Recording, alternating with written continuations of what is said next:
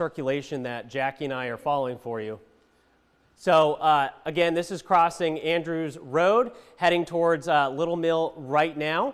And again, this is affecting Greensville and Dinwiddie County, a possible tornado that's being warned on here. Checking out the shear rate here, as Jackie was stating earlier, the higher the number, the more concerning it is, basically. Yeah, so 17.1.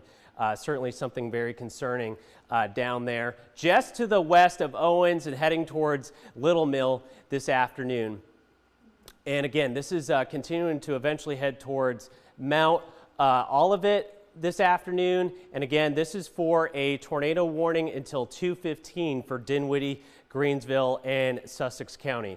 So hopefully you are in your safe space now and continue to be there until overall conditions improve, right? Because you're not only contending with a possible tornado in your neighborhood, but you're also dealing with buckets of rainfall because it is pouring very, very much out there with all the humidity, all the tropical moisture that's in place. So we're talking like 3 inches or so an hour rainfall rate. So some really tremendous rain. That's blinding rain. So visibility is dropping in this particular situation. So yeah, upwards of 3 inches or so of rain an hour is being produced by this cell, again, as it continues to push off to the north and west at a pretty good clip.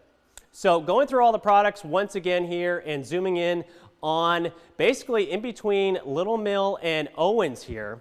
So again, the higher the shear rate number, the more concerning it is for a potential tornado in this overall situation.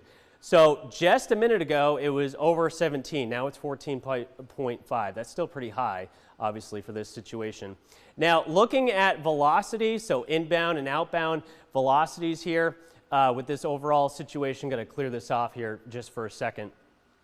And wanted to show you what could be, as far as rotation is concerned, you got to look for the bright colors here when it comes to velocity for a possible tornado. So maybe just need to zoom out a little bit here. So as far as gate-to-gate shear is concerned, yeah, really not seeing much as far as that is concerned.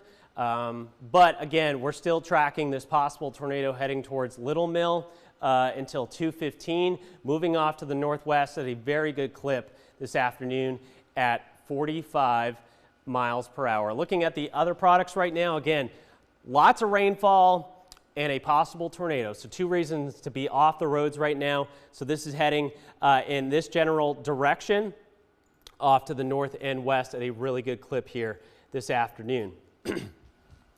So there's no possible hail being produced by this overall situation. And again, as far as debris is concerned, it's really kind of messy to see if anything's being lofted or not, but basically the overall system here is knocking on your doorstep at Little Mill as it continues to push off to the northwest at a really good clip. Again, a tornado warning for portions of Dinwiddie and also Greensville and Sussex counties until 2:15, so for another 4 minutes, and then we'll see what happens after that. But again, some really tremendous rainfall being produced. This cell crossing over Owens and heading towards crossing over Interstate 95 and heading towards Little Mill with some really hefty rain being produced. This is heading towards Truett as well, where it's just pouring buckets.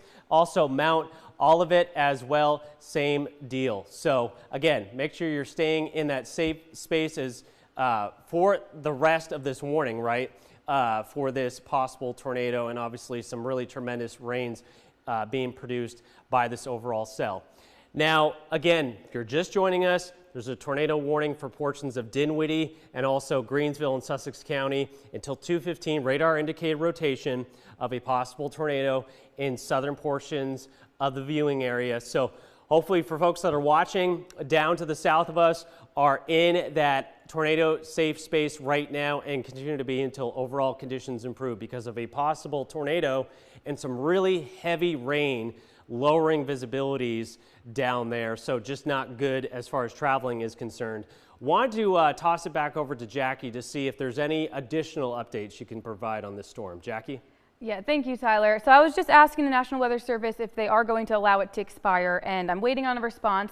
I am seeing it weaken a bit, so that's certainly good news. And I figured I would go over where that safe space is, because we are going to be dealing with this all throughout the night and into tomorrow. So if you don't know where to go, the best place to go is to an interior room without any windows.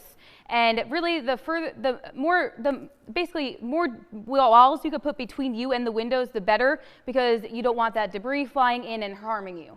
So again, an interior room, maybe a closet, maybe a room underneath a stairwell. If you do have a basement, that is likely your best spot, but really you just do not want to be by any windows. You don't want to get hit with any debris.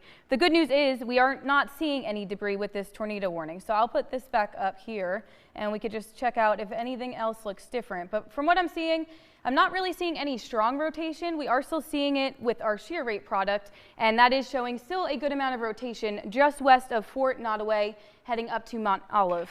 So this tornado warning is allowed, we'll see if it's allowed to expire, but is in effect for, again, Dinwiddie, it's in effect for Greensville County, and also Sussex, Southampton until 2:15 p.m.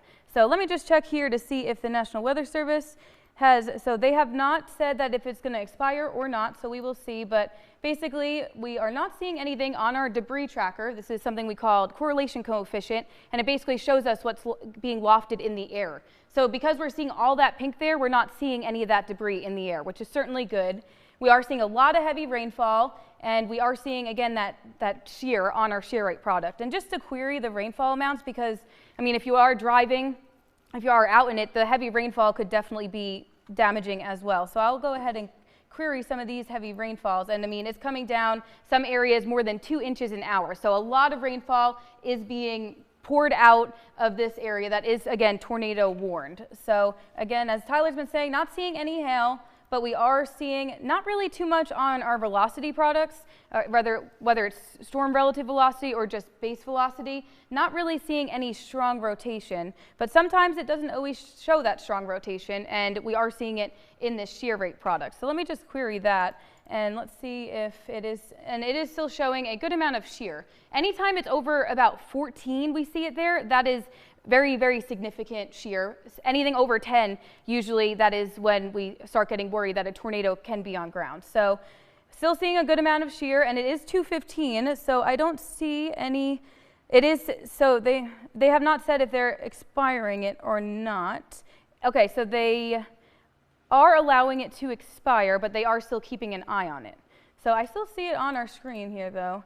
And now it just expired. So if we have to cut in again, we will, but right now I was taking a look at everything, and I don't really see anything at the moment of any major concern. Tyler and I were watching this before it was tornado warned, and we did see that it was showing an area of rotation. So we will hop back on if we need to, but at the moment there are no tornado warnings in our area. So that is certainly good news. In the meantime, I guess we could toss it back to regular programming. Yeah, absolutely. Definitely stay with us on air and online. We're monitoring the situation closely.